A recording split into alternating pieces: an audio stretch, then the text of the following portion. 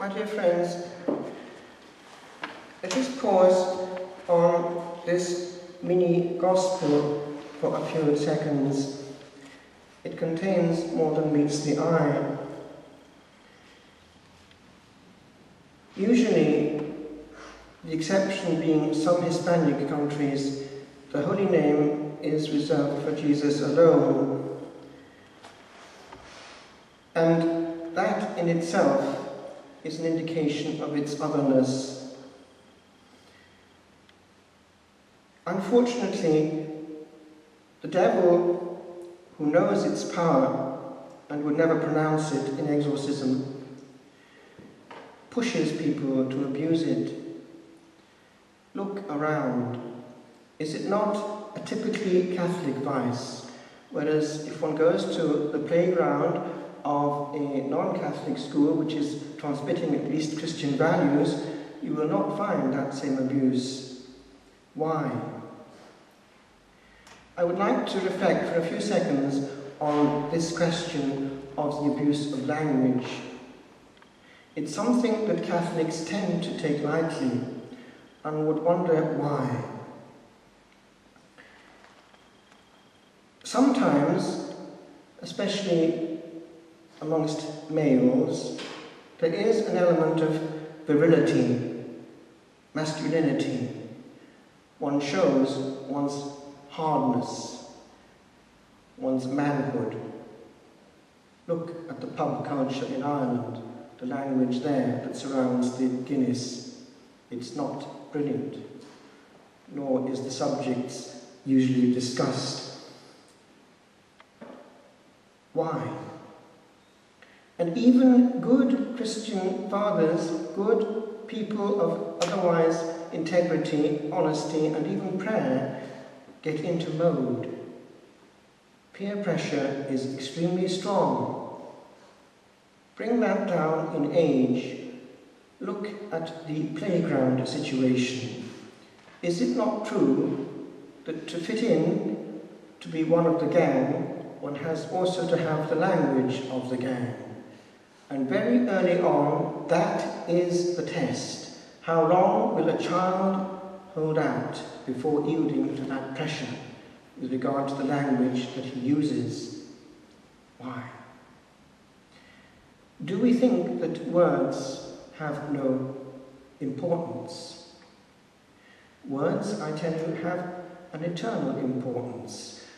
I have told you before the story of that unfortunate victim in the civil war in Spain, who was put against the wall by the communists and invited in no uncertain terms to deny his faith. That was at pistol point. He did not have that courage at that point of weakness and went along with their desires, and you know their reaction. Now we know you're going straight to hell, so we'll kill you anyway. They shot him a few seconds after he pronounced that word. Only a word. Only a word. Only a word. Forever and ever and ever. We don't know what happened, but it's not the best way to go. A word in the air forever. Not the best word, when it could have been the other.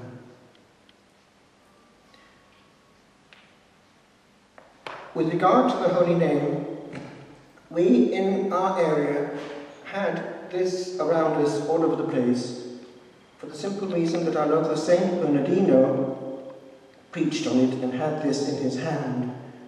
It's the Holy Name in monogram form. Iota, long eta, sigma, the first, second, and third letters of the Holy Name in Greek. It looks like IHS, but that's what it actually comes from, the Greek. And he was keen on getting this right. Why? He heard so much of it, and it's there big time in Tuscany, as is the Madonna. They use horrible forms of it in that part of Italy. He was horrified. And he was going to do a huge mopping up operation all over Tuscany and indeed over Italy, because he went round Italy preaching about this abuse, the holy name. And everywhere you go in our area, you'll see it on the doors since his time, chiselled in on the top, on the lintel. We often are exposed to people abusing in often a mitigated form in Ireland, but it's the same thing, the holy name. As there are other areas where they have mitigated forms of vulgarity, you know what I mean. It's very frequent in Ireland, and it's the same sort of thing, not directly attacking Jesus, but attacking what is his. Because to bring down the whole realm of matrimony and all that is sacred in the field of procreation to that level of filth, muck, and profanity is to bring also its creator to that level. Why should the devil have that domain? Now, I'm saying all this because we might let it pass, and yet we can't. Each one of us is involved in conversations where this is happening, is it not true? What does one do? Well, there was this case of a charismatic who was aware of it, and he didn't know how to handle it, but he had a gift. He decided to make an internal act of reparation to the holy name every time that he heard it abused, because he saw that to do anything directly in the office where he was working would be counterproductive. And he picked up that there was, month by month, a diminution in the number of abuses. Why?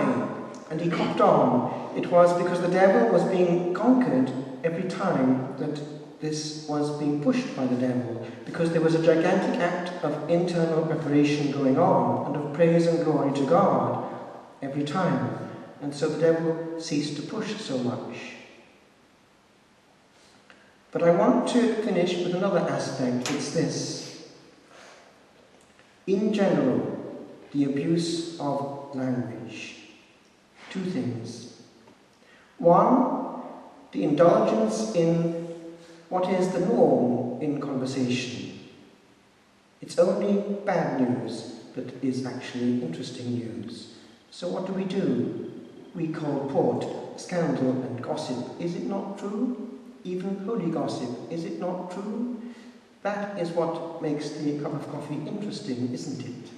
A little scandal, a modicum thereof, even in holy circles, each time. But the other thing is this. The abuse of the very faculty of speaking in general. And I mean this, I'm going to be quite explicit. The act of lack of delicacy towards another human being by talking at that person. And it's everywhere. People might be very much into prayer, but they don't realize that they are boring. To be boring is not to pick up the vibes. It's to be thick, as we say in Ireland. We don't cop on. And it's very, very courant. You look around, how many people can't stop talking? Just yesterday, I think, I happened to be in the parish office because I had to transmit something to the secretary there, and she gave me a letter which had been waiting for me, and I went to post something, and I came back and I called again on the parish office because I had wanted to add something. And I knew perfectly well that when I got back after having made that little trip to the other end of the village on foot, that the lady who just came in when I was there was going to still be there, because she couldn't stop talking, and of course she was still there, and she would probably be there for the next quarter of an hour. Now, look at this. Is it our case or not? A conversation is made with the ear. It's not made with the tongue. One often can say more by saying the right thing, to the right point. It's a whole art, conversation. It's not talking at all. It's communion. Now, the tongue is the sacrament of communion. It is the means that we have to communicate our soul.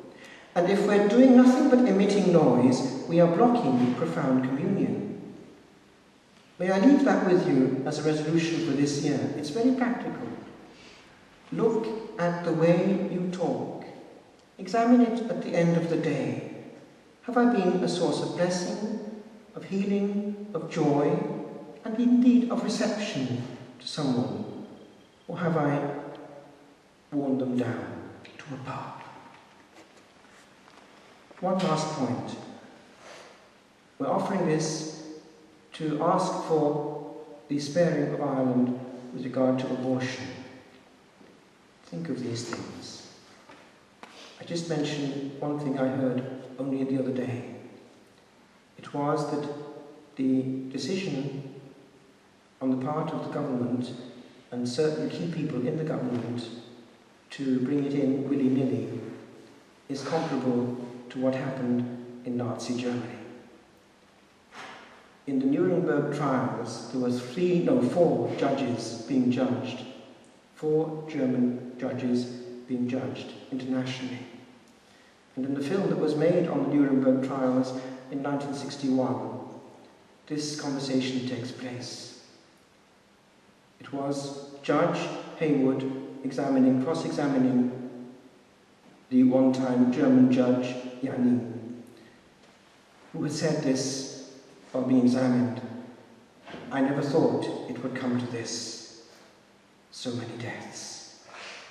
And calmly, in this film, the American judge Haywood says, "Herr Janine, it came to this, the first time that you sentenced knowingly an innocent man to death.